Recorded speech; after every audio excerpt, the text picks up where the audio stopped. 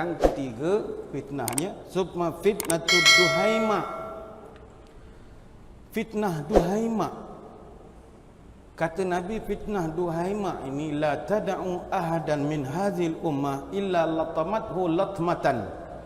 Fitnah duhaima iaitu tidak ada orang daripada umatku yang tidak akan kena fitnah ini melainkan illa latamathu latmah.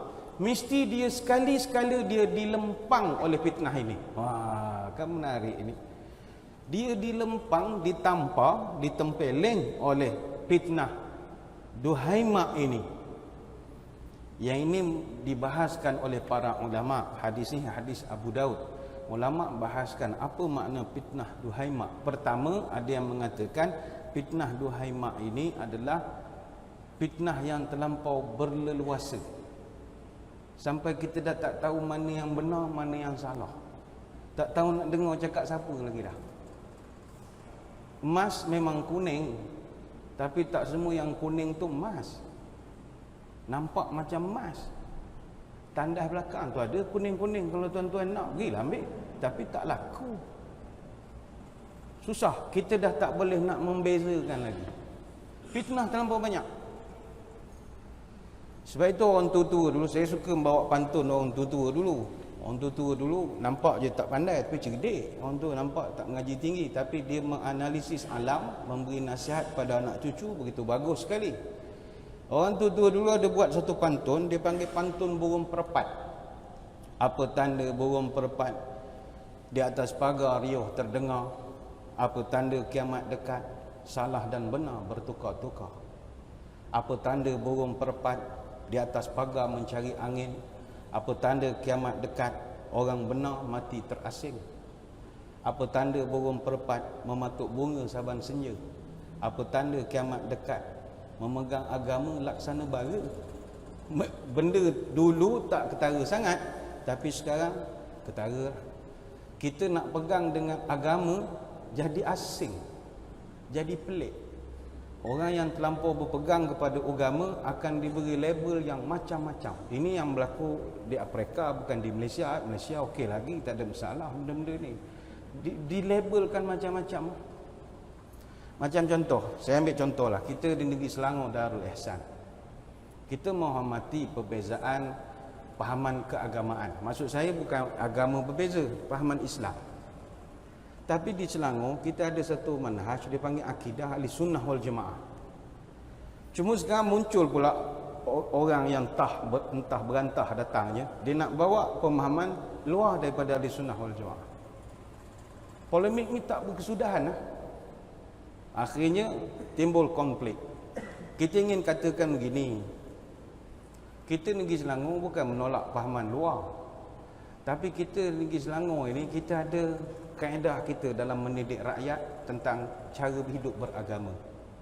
Di sini kita punya silibus kita di Selangor 2+2 4. Kalau you nak datang Selangor nak ajar 2+2 6, jangan ajar kat sini. Ajar kat tempat lain lah. Walaupun ajaran you betul. Sebab kita di sini silibus kita 2+2 4. Sama juga dalam fiqh, dalam qiraat. Semuanya kita sistemkan supaya tak jadi bergaduh. Ada orang petikai, apa Selangor pegang ahli sunnah wal jamaah, apa Selangor pegang Syafi'i, apa mazhab lain tak boleh ke? Bukan tak boleh, silibus. Saya ambil contoh begini ya, kok ada yang mendengar atau yang melihat ni terdiri daripada pahaman daripada luar ahli sunnah wal jamaah, ni bukan nak kelahi, dia nak cerita. Fiqh kalau tak dikawal, dia boleh menimbulkan keresahan. Tidak kata menimbulkan, patutnya orang akan kata fiqh ni bagi rahmat supaya macam-macam pahaman. Yes. Tapi kalau di negeri kita tak bersesuai lagi. Dia sama macam kaedah membaca Quran. Kenapakah kita di negeri Selangor pembacaan Quran kita mengikut cara bacaan Imam Asim? Apa sebab? Dia qiraat ni dia ada 7. Dihimpun oleh Imam Asy-Syatibi dalam matan Syatibiyah. Ada bacaan Imam Nafi' bin Na'im Al-Madani, orang Madinah. Dia punya murid dan perawinya nama Qalun dan Warash. Ada cara bacaan Imam Ibn Kathir Al-Makki. Ini cara bacaan orang Mekah. Murid dan perawinya Al-Bazi dengan Qunbul. Ada cara bacaan Imam Abu Amru Al-A'la Al-Basri, ni asal daripada Basrah di Iraq, anak murid dan perawi yang terkenal Ad-Duri dengan As-Susi. Yang keempat, ada cara bacaan Imam Ibnu Amir ataupun Abdullah bin Amir Al-Dimashqi. Siapa murid dan perawinya yang terkenal? Hisham dan Ibn Zakwan. Yang kelima, ada bacaan Imam Asim ataupun Abu Bakar Asim Al-Kufi, murid dan perawinya nama Syu'bah dan Hafs. Yang keenam, ada bacaan Imam Hamzah bin Habib, orang Kufah, anak murid dan juga perawinya bernama Khalaf dan Khalad. Yang ketujuh, ada cara bacaan Imam Al-Kisai ataupun Abu Hasan Ali Hamzah Al-Kisai, anak murid dan perawinya nama Al-Haris dan juga Ad-Durri. Kita negeri Selangor pakai apa? Kita pakai qiraat Asim, riwayat Hafs, Tariq Syatibi. Why? Kenapa tolak yang 6? Kita tak tolak. Silibus. Adakah yang 6 tu salah? Tak, kita tak kata salah. Tapi silibus kita riwayat Hafs, Tariq Syatibi, qiraat Asim. Sebab pada bacaan orang-orang di negeri Selangor, riwayat Hafs paling masyhur sebab sanad beliau berakhir dengan 5 sahabat yang pernah baca dengan Nabi. Hafs pernah baca berguru dengan Asim. Asim pernah talaqi dengan Abdul Rahman As-Sulami. Abdul Rahman As-Sulami pernah talaqi depan 5 orang sahabat besar Nabi. Zaid bin Sabit, Abdullah Mas'ud, Muaz bin Jabal, Osman bin Affan dan Ali bin Abi Talib radhiyallahu anhum ajma'in. Maka bacaan orang Selangor mutawatir sampai Rasulullah sallallahu alaihi wasallam. Itu silibusnya di negeri Selangor. Kalau orang lain nak bawa bacaan Nafi' bin Na'im, boleh atau tidak? Boleh, tapi huru-hara. Kalau ada imam semayang di Masjid Negeri Selangor nak bawa bacaan Imam Ibnu Katsir Al-Makki, boleh atau tidak? Boleh. Makmum resah. Apa sebab? Bacaannya lain-lain. Hanya Abu Bakar Asim dengan Imam Al-Kisai saja yang hampir sama. Kalau Fatihah ma panjang, 2 imam ni saja. Ar-Rahmanir Rahim, Maliki Yaumiddin. Mazhab yang lain mak semua pendek. Macam mana makmum? Ar-Rahmanir Rahim, Maliki Yaumiddin. Semua dah garu kepala. Kacau imam ni. Sebab ilmu kita setakat itu saja. Itu belum lagi dengar bacaan Imam Amru Al-A'la, murid kepada Abu Amru nama Susi. Ar-Rahmanir Rahim. Ada ngunyah-ngunyah pula dah. Macam mana lagi huru-hara? Bukan kita kata bacaan tu tak betul, tapi dalam konteks kita, silibus kita tak masuk. Sama juga kalau bacaan Imam Hamzah bin Habib. Ihdinas siratal mustaqim. Zirat. Sat jadi za. Tak gaul kepala kita. Ziratal ladzina an'amta alaihim ghairil maghdubi alaihim. Tak pening kepala. Bacaan tu betul. Saya tak berhajat nak terangkan mengapa dia beza. Ni panjang tajuk kita jadi tajuk sejarah Al-Quran pula lah. Kenapa dia jadi zat? Bukan dia tukar tulisan dalam Quran, hanya sebutan bahasa. Dia macam Arab ni, dia macam lidah Melayu. Melayu pun walaupun kita sama Melayu, tapi tuan-tuan Melayu Selangor. Saya Melayu Pahang. Selangor pula ada pecahan Jawa, cara Jawa, Ponorogo, Banjumas, Magelang, Nono, Coroko, Doto, Solo, Podo, Joyongo. Lain cara aujubillah tu lain sikit. Bugis cara Bugis je, agak-agak reba mu maning Selawung bajaji mada ceng muah macam pisik. Minangkabau lain pula caranya. Walaupun kita sama Melayu, baca lain-lain. U-L-A-R. Suruh orang Muar sebut. Orang Pahang, orang Terengganu. U-L-A-R. Ulo. Apa? A-R kau baca ulo. Bacaan, tulisan tak tukar. Ulo katanya. Suruh orang negeri Melaka sebut U-L-A-R. Ulao. Ada waw pula di ujung. Dia tak tukar tulisan, sebutan. Suruh orang utara sebut U-L-A-R. Ulak. Lara jadi ain pula lah. Dia yang paling tepat diction sebutan orang Kelantan. U-L-A-R. Ula. Paling betul sekali. Tapi ada lain pula. Ada Nurul Bukit. Ula. Gitu. Maka kalau bangsa Melayu pun beza sebutan, betul lagi Arab. Jadi itu teknikal.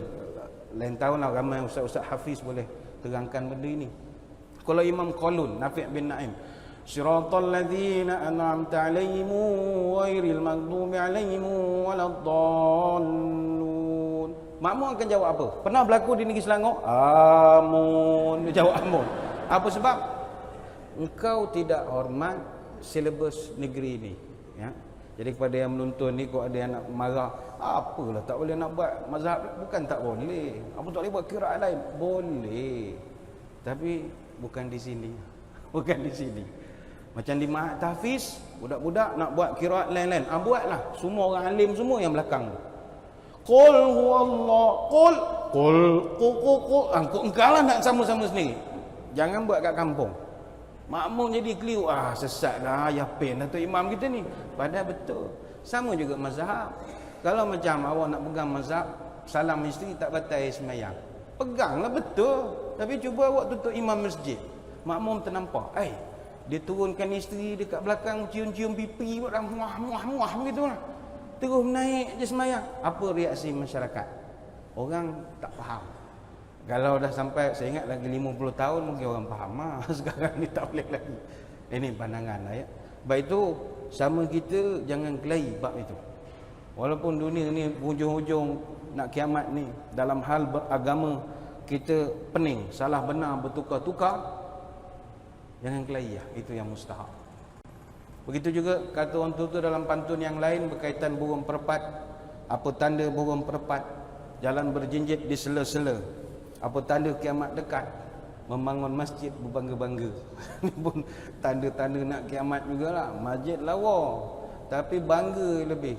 Bangga macam pesen bangga. Saya di Pahang, saya jaga masjid. Jadi saya ada local standard cakap tentang masjid. Masjid di Pahang tak banyak, 604 buah masjid. Masjid antara yang kita tengok, dia selalu bangga dengan apa? Bangga dengan dia punya struktur ataupun design masjid dia lah. Bukan main bangga. Ada satu masjid, saya tak sebut kat mana, dia punya lampu chandelier dia saja 2 juta. Chandelier, saya nak nyebut tak kerti, chandelier 2 juta. Beria-ria dia panggil saya pergi menengok. Pergilah menengok. Saya tanya apa faedah ni 2 juta ni? Dia kata ada orang kaya bagi. Dia wakaf lah, sedekah. Ini wakaf ni untuk manfaat, ni apa manfaatnya? Ini lampu comel. Rupa lampu tu 2 juta, dia boleh rotate. Dia pusing. Sekali satu pusingan dia tukar warna. Mula merah, lepas tu biru, lepas tu kuning, lepas tu hijau. Saya tanya ke pengurusi masjid, tak benda faedahnya? Dia kata lawa tu lah. Saya tanya ke makmum habis semayang, tanya, bagus masjid, lampu macam mana? Comel. Comel, tapi kalau semayang seorang ustaz lupa berapa rakaat, balik tengok musingnya. Yang si pengurusi pula daripada mula sampai balik cerita lampu tu kita dengar je lah. Lampu ni saya tanya, apa beli lampu mahal? Beli di mana?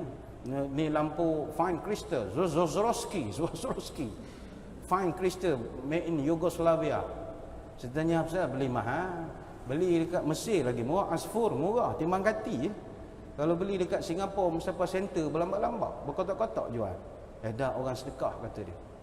Akhirnya masjid tu dah keliru dah. Orang kalau orang luar lalu nampak pada jauh, orang selalu singgah sebab orang sangka kedai tom yam. Dah banyak lampu melek-lap la ilaha illallah. Ada pula jenis masjid ni dia bangga dengan dia punya simpanan dia. Allah bangganya lah apa yang dia bangga dengan simpanan. Kita pun tak faham. Kita orang datang buat audit. Kita nak check masjid ni, kadang ni duit awam, orang bagi duit apa semua kena isytihar awak berapa kutipan Jumaat, biar orang telus. Nanti hari orang baik yang kita dia okey, esok dia tak suka kita, dia report SPRM ke dalam kita. Dia biar telus berapa kutipan keluar masuk ni, tulis besar-besar.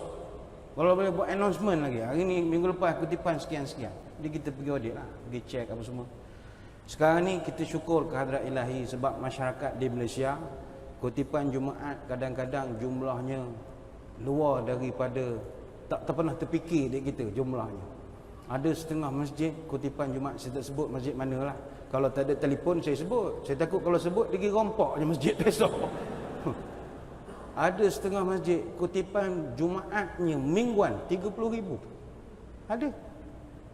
Yang depan mata saya 2 buah masjid. Tak sebutlah kat mana kena rompak kan. 22,000 seminggu. Saya datang tazkirah, habis tu Tok Imam ajak turun ke bawah. Dengar bunyi mesin, kodok. Mesin apa? Mesin ngira duit. Macam money changer lah. Orang sedekah. Kira-kira collection itu 22,000. Dia kata biasa dapat 20,000. Sekarang ni tak ada masalah. Tetapi orang awam, masyarakat, jemaah bagi kita duit bukan suruh simpan, suruh dijariahkan. Sedekah ni kalau tak jariah, dia tak ada makna. Jariah ni maknanya berjalan. Kalau sedekah tu tak dipanjangkan, tak berjalanlah duit orang tu. Dia bagi kau, awak suruh jalankan duit tu. Tidak, dia bangga. Tuan, kita tahun ni kita berjaya buat simpanan sebanyak 160,000. Oh, ni bila punya kutipan? Ni tahun lepas.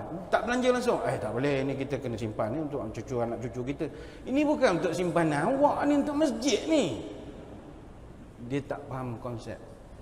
Dan benda ni dibincangkan di peringkat nasional. Macam sebagai contoh, UPSI, Universiti Sultan Idris, dia pernah buat kajian di beberapa buah masjid di sebuah negeri. Sebuah negeri, tak boleh sebut, ada kamera lah. Kalau tak ada, aku sebut negeri mana. Dia buat kajian di negeri itu saja, duit masjid 7.8 juta tak belanja langsung. Tak belanja langsung walau seposen belah 7. Walau seposen belah pula 7 tak belanja langsung. Bila tanya ngapa tak belanja? Ni duit wakaf orang. Habis tak boleh buat makan-makan. Tak boleh, kena buat masjid. Bila baiki masjid, klaim majlis agama juga. Dah bila masa duit tu nak berjalannya? Tak berjalan. Ada dulu UKM pun buat kajian oleh Persekutuan dan Kuala Lumpur di Selangor, 4.3 juta kutipan masjid yang tak diurus dengan baik. Sama ada untuk dilaburkan atau nak dibuat program-program dan macam-macam lagi. Ni panjang lah, ni patut seminar masjid je cerita hal gini. Tapi mengenangkan pantun orang tua-tua dulu, apa tanda kiamat dekat? Membangun masjid berbangga-bangga.